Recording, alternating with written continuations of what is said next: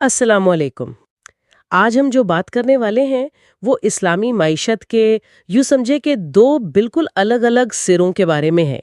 एक तरफ तो वो चीजें हैं जो जमीन से उगती हैं, हमारे खेत, और दूसरी तरफ वो जो जमीन की गहराइयों से निकलती हैं, यानी हीरे जवाहरात। तो आज हम ये समझने की कोशिश करेंगे कि ज़कात का निज़ाम जो इतना अहम सुतून है, इन दोनों बिल्कुल मुख्तलिफ असासों पर कैसे लागू होता है। और मुझे लगता है कि इसमें कुछ आम फहमियां भी दूर होंगी और कुछ नई बातें भी सामने आएंगी। चलें जरा इसमें गहराई में उतरते हैं। वालेकुम अस्सलाम। जी, आपने मौजू का तारुफ बहुत अच्छा कराया है और ये वाकई एक दिलचस्प सफ़र है, क्योंकि ये हमें दिखाता है कि इस्लामी फ़िक़्ह सिर्फ खुश कवानीन नहीं है। इसके पीछे गहरी हिकमत है, इंसाफ है और इंसानी नफ्सियात की समझ है। ज़कात का मकसद सिर्फ माल निकालना नहीं है, बल्कि माशरे में एक तवाज़ुन कायम करना है। बिल्कुल। तो आइए इस सफर का आगाज जमीन से करते हैं। हम सब ज़कात के बारे में तो सुनते हैं, लेकिन खास तौर पर ये जो खेती बाड़ी है, इस पर ज़कात की बात कहाँ से शुरू होती है? क्या कुरान में इसका जिक्र है? जी हाँ, इसका जो बुनियादी हुक्म है वो हमें कुरान मजीद से ही मिलता है। सूरतुल बकरा की आयत है जिसका मफहूम है कि ए ईमान वालो, जो पाकीज़ा चीज़ें तुमने कमाई हैं उनमें से खर्च करो, और उसमें से भी जो हमने तुम्हारे लिए ज़मीन से निकाला है। तो ये जो हिस्सा है ना, जो हमने तुम्हारे लिए ज़मीन से निकाला है, ये एक बहुत बड़ा उसूल कायम कर देता है। अच्छा, तो ये तो बुनियाद हो गई। लेकिन मैंने अक्सर उशर की इस्तिलाह सुनी है। ये आम ज़कात यानी वो जो 2.5% वाला हिसाब है, उससे ये कैसे मुख्तलिफ है? ये एक बहुत अहम नुक्ता है और यहीं से इस निज़ाम की खूबसूरती भी ज़ाहिर होती है। ज़री पैदावार पर जो ज़कात है उसे उशर कहते हैं। उशर का मतलब है 10वां हिस्सा, लेकिन इसकी शरह हमेशा 10% नहीं होती।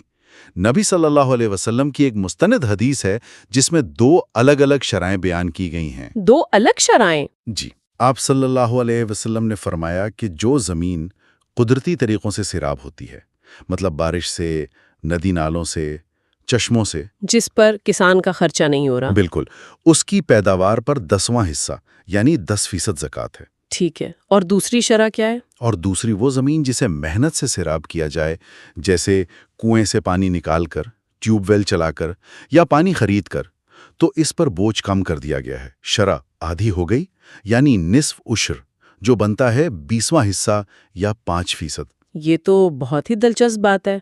मतलब शरीयत किसान की मेहनत और उसके खर्चे को बाकायदा मान रही है। अगर आपकी जेब से पैसा लग रहा है, मेहनत ज्यादा है, तो आप पर जिम्मेदारी कम है। बिल्कुल, ये इंसाफ का एक शानदार उसूल है। अल्लाह का निज़ाम ये देखता है कि बंदे की लागत कितनी है। जहां लागत कम है और इन्हिसार कुदरत पर ज्यादा है, वहां माशरे का हक ज्यादा है। और जहां किसान खुद खर्च कर रहा है, वहां उस पर बोझ कम कर दिया गया ताकि उसकी हौसला शिकनी ना हो। लाता है जो अक्सर लोग सोचते हैं, हर किसान गंदुम या चावल तो नहीं उगाता जिन्हें जखीरा किया जा सके। मेरे अपने गांव में लोग सिर्फ सब्जियां लगाते हैं, टमाटर, खीरा, पालक वगैरह। क्या इन चीजों पर भी यही उसूल लागू होगा? ये एक बहुत आम और बहुत अहम सवाल है, और इसका जवाब हमें एक बार फिर शरीयत की आसानी दिखाता है। तकरीबन तमाम उलमा इस बात पर मुत्तफिक हैं कि सब्जियों तरकारियों पर बज़ाते खुद उश्र वाजिब नहीं होता।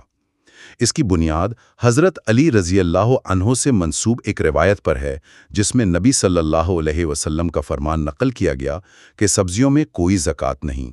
लेकिन इस फर्क की कोई खास वजह? मतलब गंदुम पर है मगर टमाटर पर नहीं, हालांकि दोनों जमीन से ही निकल रहे हैं। जी, इसके पीछे गहरी हिकमत है। फुक़हा ने इसकी कई वजूहात बयान की हैं। सबसे बड़ी वजह यह है कि सब्जियां जल्द ख़राब हो जाने वाली चीज़ें हैं।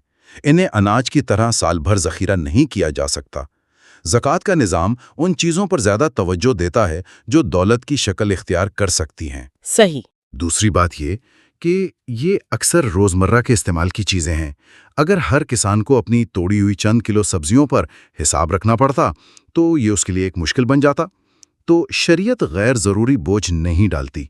मैं समझ गई, लेकिन यहाँ एक उलझन पैदा हो सकती है। मान लें एक किसान है जो तिजारती पैमाने पर सब्जियां उगाता है। वो ट्रकों के ट्रक भरकर मंडी में बेचता है और लाखों रुपए कमाता है। क्या उसकी इस बड़ी आमदनी पर भी कोई ज़कात नहीं होगी? یہ تو تھوڑا عجیب لگتا ہے۔ آپ نے بالکل صحیح سوال اٹھایا ہے، اور یہیں پر ایک بہت باریک لیکن اہم فرق سمجھنا ضروری ہے۔ دیکھیں، حکم جو ہے وہ اثاثے کی نوعیت بدلنے سے بدل جاتا ہے۔ جب تک وہ سبزیاں فصل کی شکل میں ہیں ان پر عشر نہیں ہے، لیکن جیسے ہی کسان نے انہیں بیچا اور اس کے ہاتھ میں پیسہ آ گیا تو اب وہ اثاثہ سبزی نہیں رہا بلکہ نقد مال بن گیا ہے۔ اچھا، تو اب اس نقد مال پر زکوٰۃ کے عام اصول لاگو ہوں گے؟ بالکل، اب اس رقم پر عشر والے قوانین نہیں بلکہ مال کی زکوٰۃ کے قوانین لاگو ہوں گے۔ یعنی اگر یہ جمع شدہ رقم نصاب، جو تقریباً 57.5 تولے چاندی یا 7.5 تولے سونے کے برابر ہے، اس تک پہنچ جائے اور اس رقم پر پورا ایک قمری سال گزر جائے۔ سال گزرنا ضروری ہے؟ جی، اس صورت میں سال گزرنا ضروری ہے۔ تو پھر اس کسان کو اپنی اس جمع شدہ رقم پر 2.5% کے حساب سے زکوٰۃ دینی ہوگی۔ تو زکوٰۃ سے وہ بچا نہیں، لیکن زکوٰۃ کا عنوان بدل گیا۔ یہ تو بہت بڑی وضاحت ہے۔ اس کا مطلب یہ ہوا کہ عشر اور عام زکوٰۃ میں ایک بنیادی فرق یہ سال گزرنے کی شرط کا بھی ہے۔ جی ہاں، مال کی زکوٰۃ کے لیے 2 شرطیں ہیں، نصاب کو پہنچنا اور سال کا گزرنا، جبکہ عشر کے لیے نصاب تو ہے لیکن سال گزرنے کی شرط نہیں ہے۔ قرآن میں حکم ہے کہ فصل کی کٹائی کے دن ہی اس کا حق ادا کرو، یعنی جیسے ہی فصل کٹی اسی وقت عشر واجب ہو گیا۔ ٹھیک ہے، تو فصلوں کا اصول تو بڑھوتری اور ذخیرہ کرنے کی صلاحیت پر مبنی ہے، لیکن اب ان چیزوں کا کیا ہوگا جن میں بظاہر کوئی بڑھوتری نہیں ہوتی، جو بس پڑی رہتی ہیں لیکن ان کی قیمت آسمان سے باتیں کرتی ہے؟ میرا اشارہ ہے ہیروں، یاقوت اور زمرد کی طرف۔ جی، اب ہم کہانی کے بالکل دوسرے سرے پر آ گئے ہیں، اور یہاں اصول اتنا مختلف ہے کہ لوگ پہلی بار سن کر اکثر حیران رہ جاتے ہیں۔ بنیادی قاعدہ یہ ہے کہ ہیرے، یاقوت، زمرد اور دوسرے قیمتی پتھروں پر ان کی اپنی ذات میں کوئی زکوٰۃ فرض نہیں، چاہے ان کی قیمت کروڑوں یا اربوں میں ہی کیوں نہ ہو۔ ایک منٹ، یہ آپ کیا کہہ رہے ہیں؟ مطلب کسی کی تجوری میں 10 کروڑ روپے کا ہیرا پڑا ہے اور اس پر کوئی زکوٰۃ نہیں، لیکن کسی کے پاس اگر 10 لاکھ روپے بینک میں پڑے ہیں تو اسے سالانہ 25,000 روپے زکوٰۃ دینی ہوگی؟ یہ تو کچھ غیر منصفانہ سا نہیں لگتا؟ بظاہر ایسا ہی لگتا ہے، اور آپ کا سوال بالکل جائز ہے، لیکن اگر ہم اسلامی فقہ کی روح کو سمجھیں تو یہ اصول بہت منطقی ہے۔ دیکھیں، زکوٰۃ کا تعلق بنیادی طور پر قیمتی دولت سے نہیں بلکہ بڑھنے والی یا پیداواری دولت سے ہے۔ اسلامی اصطلاح میں اسے مال نامی کہتے ہیں، یعنی وہ مال جس میں خود سے بڑھنے کی صلاحیت ہو، جیسے مویشی، فصل یا تجارت کا مال۔ دوسری قسم ہے سمن، یعنی کرنسی، سونا، چاندی، نقدی۔ اور ہیرے جواہرات ان دونوں میں سے کسی قسم میں نہیں آتے۔ بالکل، ایک ہیرا اگر 100 سال بھی تجوری میں پڑا رہے تو وہ 1 سے 2 نہیں ہوں گے، وہ خود بخود نہیں بڑھتا، اور نہ ہی وہ کرنسی ہے کہ آپ اسے دکان پر دے کر سودا خرید سکیں۔ اس اصول کی بنیاد ہمیں ایک مشہور حدیث سے ملتی ہے، جس میں نبی صلی اللہ علیہ وسلم نے فرمایا کہ مسلمان پر اس کے غلام اور گھوڑے میں زکوٰۃ نہیں۔ اس زمانے میں ایک اچھا گھوڑا بہت قیمتی اثاثہ ہوتا تھا، لیکن چونکہ وہ ذاتی استعمال کے لیے تھا، تجارتی مال نہیں تھا، اس لیے اسے زکوٰۃ سے مستثنی قرار دیا گیا۔ فقہا نے اسی اصول کو قیمتی پتھروں پر لاگو کیا ہے۔ اچھا، تو یہ ذاتی استعمال یا ذاتی ملکیت کی شرط بہت اہم ہے۔